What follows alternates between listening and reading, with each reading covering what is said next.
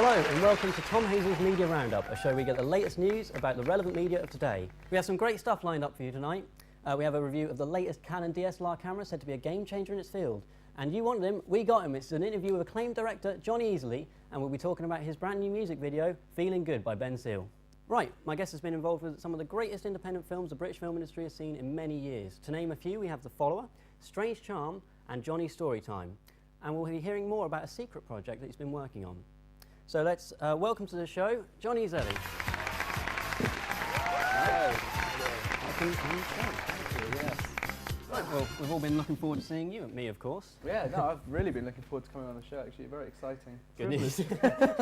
Right, well, your career within the film industry has been illustrious, to say the least. What was it that attracted you to work in the film industry in the first place? For me, it was, I worked on a short film back in Suffolk a few years ago, and I really enjoyed it. I enjoy the variety that you have in the film industry. One day you could be at an operating theatre filming an operation, and the next day you can be in a children's playground filming children's playing. Sounds a bit dodgy, but yeah, you know, and it's just the variety that you get and the excitement that you get when it's all done, and the finished product and the creativity as well, which just sort of gets you out there. Gets me out there and gets me going, yeah. Well, it seems you've racked up an impressive backlog of films over the years, one of my favourites being The Follower. Are there any sort of moments from the production that sort of come to mind? The Follower was a film that started off very slow in the beginning. It had a few troubles with the lighting, but eventually we got the troubles out of the way, yeah. And we were able to bring it through, and it looks good. We had a party scene in it where we had a whole bunch of extras who didn't really want to be there, but we kind of forced them to be there.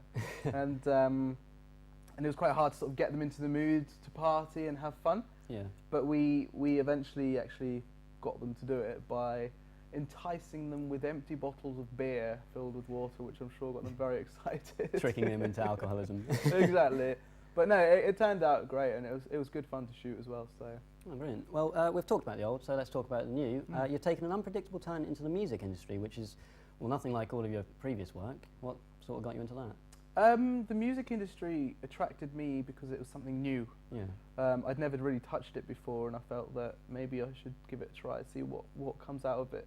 It's completely different to the film industry in terms of the fact that the time limits are so much tighter. Yeah. The people on set are completely different due to these time limits. I mean, you know, in the film industry, you have months to shoot a film, and you feel like you're part of a family, and you have fun, and it's good. But with the music industry, it's like you have a week to do it, or even less than a week, and everything's got to be, you know, it's almost like being in a military operation. It's quite stressful then. It is quite stressful, yeah, but it's also very enjoyable. I like the adrenaline rush that you get from it. Yeah. But yeah, I think it's to get into a new branch within my trio. I think. Yeah, something else to add to your list, of course. Exactly, yes. Well, we do actually have a small clip available of the music video in question, so let's have a look at that.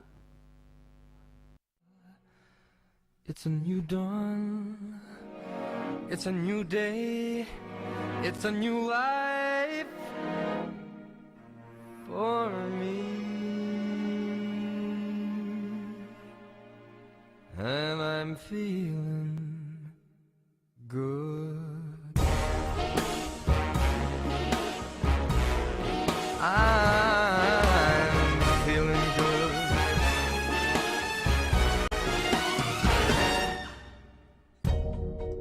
Fish in the sea, you know how I feel. River running free, you know how I feel.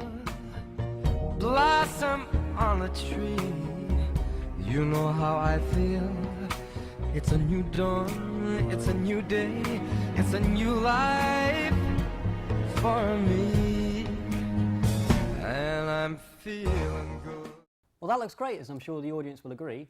Now, one of the most standout things of this production is the camera you shot it on, is it not? Yeah, we shot it on a DSLR, in fact a 5D, which is about £3,000 for the body, and then we used a range of lenses, which were about £15,000 each. No, sorry, £1,500 each. Which in some cases you don't really need that many lenses. You could shoot it all on a 10 to 50mm lens or something, and that's £4,500, which is quite good. Yeah. It's a lot cheaper than anything you're going to buy with that kind of quality. So you definitely recommend it? Yeah, I for mean, independent producers. yeah. Oh god, yeah. If you're an independent filmmaker, you are definitely going to want to buy this camera because the quality you get for the amount of money you're paying is phenomenal. Yeah, well, I'm sure you're not surprised that these cameras are taking the industry by storm. In fact, James Batty's been playing around with one of these cameras, so let's see how he got on.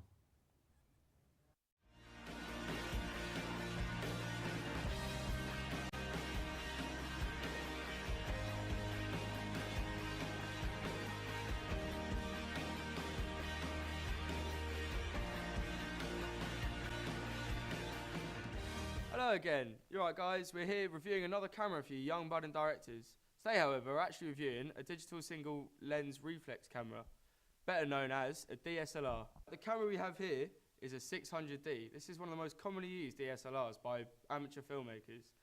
One of the main reasons that this camera is so popular is that it's so easy to create a film on. Not only this, but it's super easy to change the lens on it. All you need to do is just press down this button here and twist, and there you go. This not only makes it easier for filming, but also for taking pictures on the camera. Another great feature is the adjustable exposure and focus settings on it. All you need to do is simply spin this for the exposure and spin this for the focus. As well as the great parts that you saw on the camera, there's also a great 3-inch TFT LCD screen. As you can see here, the screen is of a good size, meaning it is very easy for you to watch back what you have been filming. Not only that, but it does flick out and is adjustable. The screen has got a great resolution of 920,000 dots, which actually converts into 306,667 pixels because there are 3 pixels in each dot, one red, one blue and one green. The main selling point of this camera, however, is the ease of putting the videos and pictures onto computers and editing software. As the footage is saved onto a memory card, all you need to do is just take it out, put it in your computer and drag and drop. All of the footage is just saved as a .mov file. This is just a standard movie file that Microsoft and Apple computers use. This makes it easier than ever just to start the editing process. Alright, that's all we've got time for today, folks. But I hope it's been useful, and until next time, I'll see you later. Well, that definitely looks like a great investment, and I'm sure you'll agree it's a great camera. It's a really good camera, yeah. Unfortunately, that's all we have time for today, so I'd like to thank you for coming onto the show. Thank you very much. See you next time. And as always, tune in next week for another episode of Tom's Media Roundup.